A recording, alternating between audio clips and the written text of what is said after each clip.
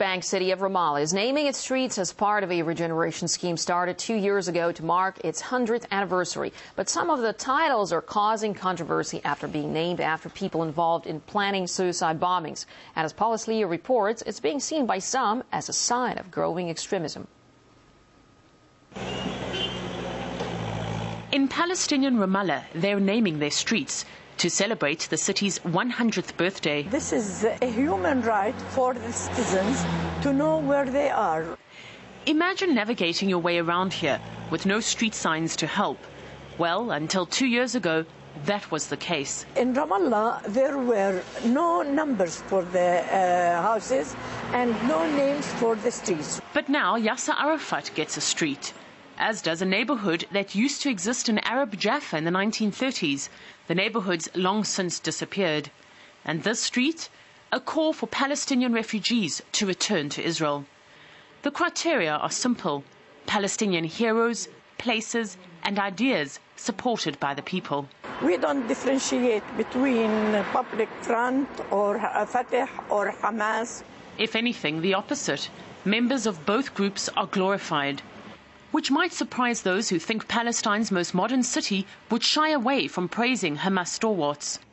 Like this main thoroughfare, named after Chief Hamas bombmaker Yahya Ayash.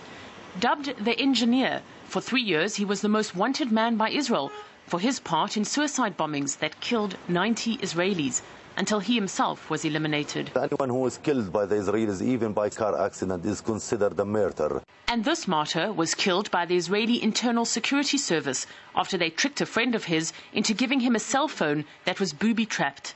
14 years on, his family is as proud as ever. I'm very pleased they've named roads and streets after him. My son is in my heart and I miss him. He's the hero of Palestine. But not all street names are Palestinian. Rachel Corey was an American activist who was killed by an Israeli bulldozer during a demonstration in Gaza in 2003. The decision to name this busy street in Ramallah after her was unanimous. Rachel was part of the International Solidarity Movement, a group Israelis charge aids Hamas and other Palestinian extremist groups. The people in the West Bank are fed up with the way that they have been ruled during the past 15 years, and they're eager to try something else. Polls show Hamas growing in popularity in the West Bank as talks between rival Palestinian faction Fatah and Israel deadlock. Hamas is changing. Hamas is trying to speak with the West in the language that the West understands. And as the new street signs go up in Ramallah, it's becoming more and more clear. Hamas is also speaking in a language Palestinians here understand. Paul Islier, RT, Ramallah.